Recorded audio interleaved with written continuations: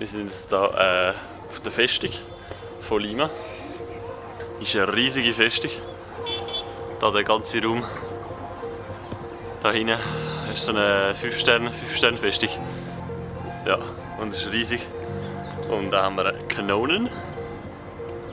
Die ist auch riesig. Die da raus aufs Meer geschaut hat. Riesig, die Festung. Ich bin beeindruckt. Haut mich weg. Haut mich also wirklich weg. Wie groß das Zeug da ist.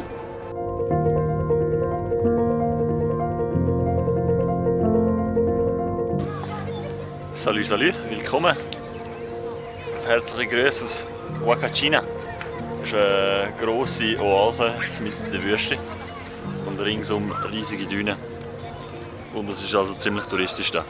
Ja, heute Morgen bin ich schon dort oben gewesen, ganz hochgelaufen, um ein bisschen Drohnen zu fliegen. Ja, anstrengend so dort laufen, eine halbe Stunde gebraucht und nachher 5 Minuten runter.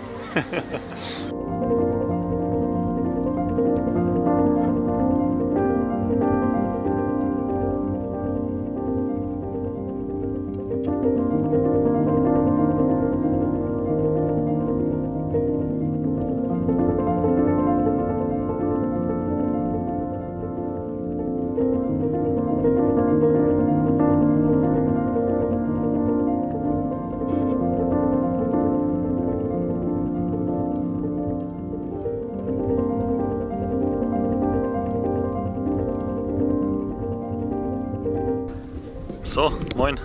Wir sind jetzt hier mitten auf der Düne. Mit dem Buggy. Wir sind gerade ordentlich umgefetzt mit dem. Ich glaube, jetzt gehen wir noch ein bisschen Sandboarden. Wir sind da irgendwie 3 Kilometer draußen in den Dünen und überall da unten sieht man auch Plastik. Da. Ja, sad. Sad. So, hoi. Gerade mit dem Jerry am Telefon. Ich hoffe, man hört mich überhaupt wegen dem Wind. Ja, wir sind da stuck. Ich versuche gerade von Ica auf Arequipa, also von der Oase wieder zurück in die Berge. Aber jetzt hat es da vorne, weit vorne, hat's, einen Felssturz gegeben und jetzt können wir nicht weiterfahren. Schon seit dem Morgen irgendwie Morgen um 1. Es ist immer wieder mit Leuten aus der Schweiz telefonieren, es ist immer wieder ein inneres Blumenpflücken. Das erfreut mich, das macht meinen Tag wieder ein bisschen freudiger. Weil es ist jetzt also wirklich 8-9 Stunden mittlerweile sind wir da schon im Bus. Einfach nur da innen. Es ist 30 Grad im Bus, wir sind alle am Schwitzen. Es ist wirklich der Horror. Jetzt geht irgendwie 12 Stunden Fahrt, 13 Stunden Fahrt, geht jetzt halt irgendwie so 21 Stunden. Vorausgesehen, sie öffnen jetzt da vorne bald mal wieder, aber es geht irgendwie nicht so danach aus. Ja, ist ein bisschen mühsam. Aber ja, es ist so halbwegs schön da und es hat einen Haufen Müll. Überall ist alles voller Müll. Und dort unten ist das Meer. Hup, hup. So, guten Morgen, guten Nachmittag eigentlich. Aus Arequipa. Ich bin jetzt schon 2 Tage da. Es ist wunderschön. Es ist hier ein Vulkan. Der ist 6000 irgendetwas. Da hinten hat es nochmal einen Vulkan, der ist 5800 oder so. Dort wollte ich eigentlich rauf, aber mein Fuß tut irgendwie noch weh vom Highway-Track, weil ich dort die falschen Schuhe hatte. Arequipa ist wunderschön. Es hat da einen Haufen alte Architektur. Da hinten sehen wir zum Beispiel eine alte Kirche. Es ist eine grosse Kathedrale, die ich mit der Drohne aufgenommen habe. Und jetzt bin ich in einem grossen Kloster. Also es ist wie gefühlt eine Stadt in einer Stadt. Die Gebäude, die ihr hier seht, das ist alles ein Kloster. Wo die Nonnen haben da rein gelebt und sind da rein gestorben. Also die sind, wenn sie einmal da rein waren, dann sind sie gefühlt nie wieder rausgekommen. Irgendwie so habe ich das mitbekommen. Wenn du einmal als Nonne da rein bist, dann stirbst du als Nonne da rein. Aber es ist eine riesige Stadt. Es hat irgendwie 20 Kapellen da rein, noch eine Kirche da rein. Und also wirklich, es ist riesig. Gärten, Bäume, Häuser, sehr viele Kapellen. Es ist sehr schön. Muy bonito. So, da sind wir in Arequipa am Hauptplatz. Plaza de Armas. Ist auch wunderschön. Alles Kolonialgebäude da. Mit einem Haufen Galerien da. Und Kathedrale. So, jetzt bin ich da in einem Kaffee und jetzt läuft da wieder jetzt ist da eine Parade. Und ich bin da auf der Dachterrasse zuschauen.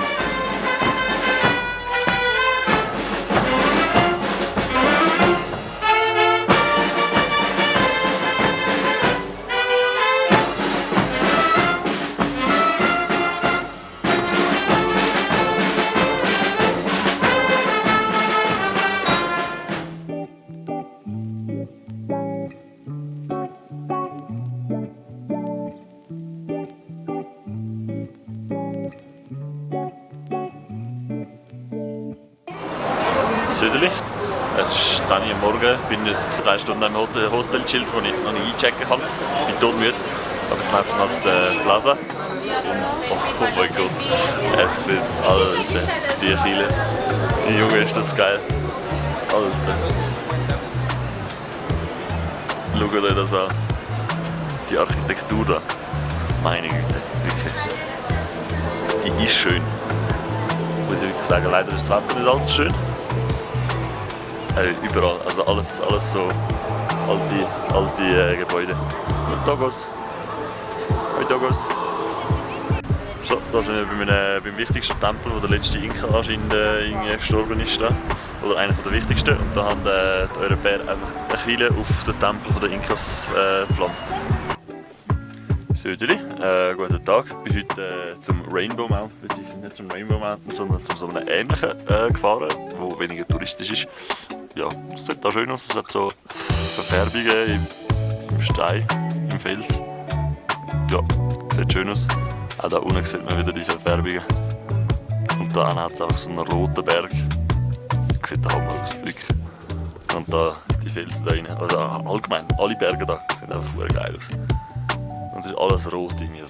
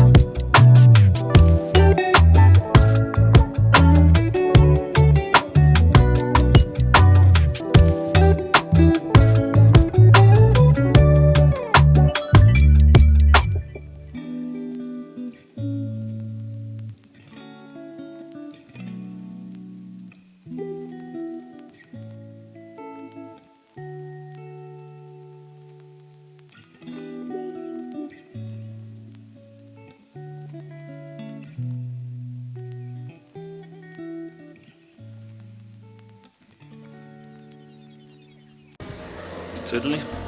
Ich habe mein zweites Tattoo gestochen. Schmerzvoll gewesen, aber nicht so schmerzvoll wie das erste, weil es ist auch ein bisschen an einer weniger heiklen Stelle. Ein Alpaka, actually. Ist nicht ein Lama. Ja, finde ich herzig, finde ich sweet.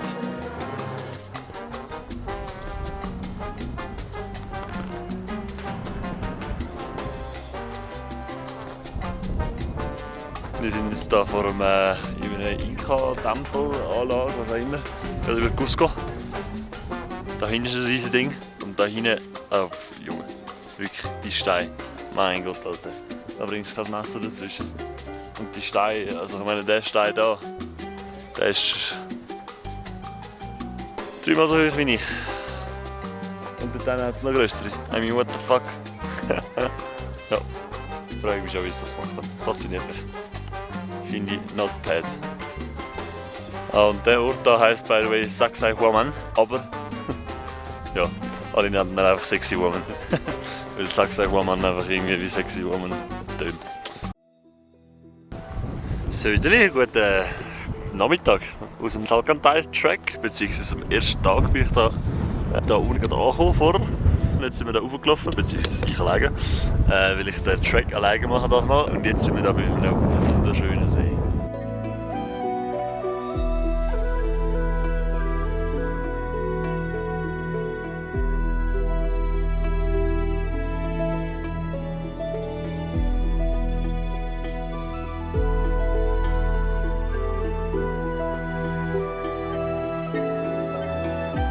Södeli, guten Morgen vom Salcantay-Pass.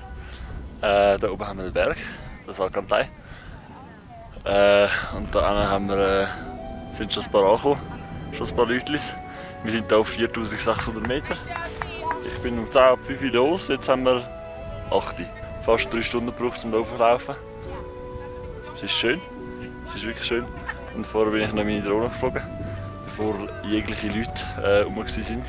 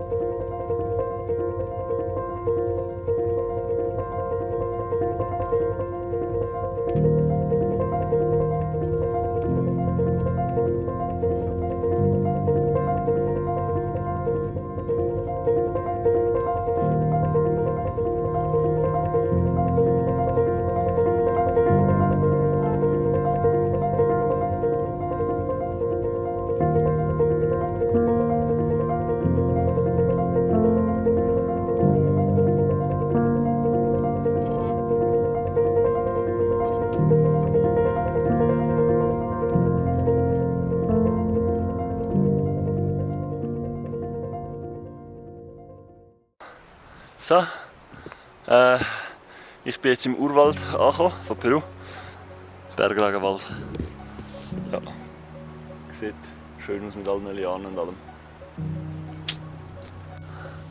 Söderli, grüezi wohl. Oh, leck du Bier. Hoi, es ist Tag 3 vom Maiwasch. Ich habe heute den Bus genommen, um eine langweilige Stelle zu skippen. Es wären 19 Kilometer gewesen. Ich habe gefunden, ja, nehme ich für 30 Soll ein 8 Stutz ein Kollektivo und mache den nächsten Hike. Jetzt bin ich gerade da über den Pass drüber. Oh. Und jetzt da hinten durch den Wald durch. Mit der Kamera sieht man es leider nicht. Habe ich jetzt zum ersten Mal Machu Picchu erblickt. Oh. Und ich bin so kaputt. Ich bin 3 Stunden hochgelaufen im Dschungel. By the way, es hat so viele Moskitos, dass ich mich dazu entschieden habe, langärmelig im Wollenhemdli hier raufzulaufen. Und mit langen Hosen. Ja. Weil die Moskitos da, die fressen einen wirklich auf.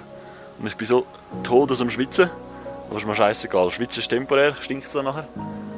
Aber wenigstens juckt mir nachher nicht alles nach für 2 Wochen. Ja. Ah, und ich bin ein bisschen aus der Schnuff. Es war wirklich anstrengend hier oben. Wirklich gedankt. Ich weiss nicht, wie ich das schaffe. Söderli. Und jetzt, meine Damen und Herren, ist es soweit. Ich bin im Machu Picchu, Alter. What the fuck? Schaut euch das an, ich bin gerade hier angekommen. Es sieht insane mystisch aus. Also die Stimmung ist so wie Avatar. Es sind wirklich so gefühlfliegende Berge da. Nicht ganz so heftig wie Avatar, aber also, es geht da auf und ab, es ist insane. Oder für die, die Minecraft spielen, wie wenn man die Welt auf Amplified stellt. So richtig auf, runter, auf, runter. Also wirklich insane. Ja, und einfach Machu Picchu, das Wetter ist zwar leider nicht so gut. Ich bin da im Regendings. Und ich bin mich gerade noch ein bisschen von einer Lebensmittelvergiftung erholen. Am zweiten Tag vom Maiwasch habe ich eine Lebensmittelvergiftung geholt. Und habe es da voll gar am Tag drauf genommen und bin dann trotzdem einen Tag weitergelaufen. Ist ein bisschen eine Überstrapazierung, bin ich ehrlich. Und jetzt bin ich 3 Tage flach gelegen. Aber jetzt bin ich finally auf dem Machu Picchu. Und ich habe ein Ticket gebucht, dass ich noch auf diesen Berg hochlaufen kann. Ich weiss nicht, ob meine Energie langt nach einer Lebensmittelvergiftung, aber wir versuchen es. Geil, ich freue mich. Es ist wirklich krass. Da hinten geht es jetzt drauf. Es geht links und rechts geht es da richtig steil ab. Und jetzt geht es da alles dieser Felswand entlang da. Ja.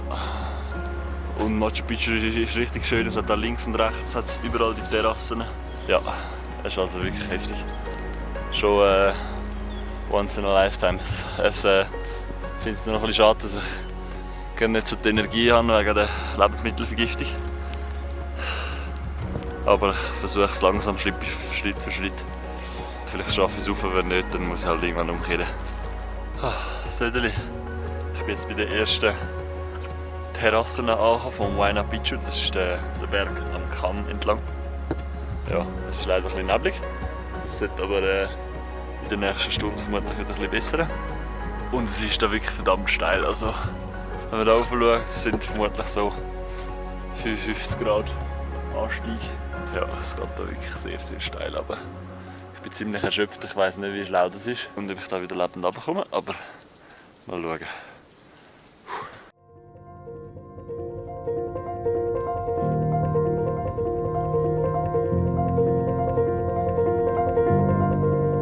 Söderli. Und jetzt bin ich auf dem Berg oben, vom Huayna Picchu. Der ist 6 irgendetwas. Das ist krass, dass es bis da oben auf dem Berg, wo so nochmal abseits vom Schuss ist, noch so viele Sachen hat. Also wirklich so da unten noch Mauern und alles, Terrassen. Das ist abartig.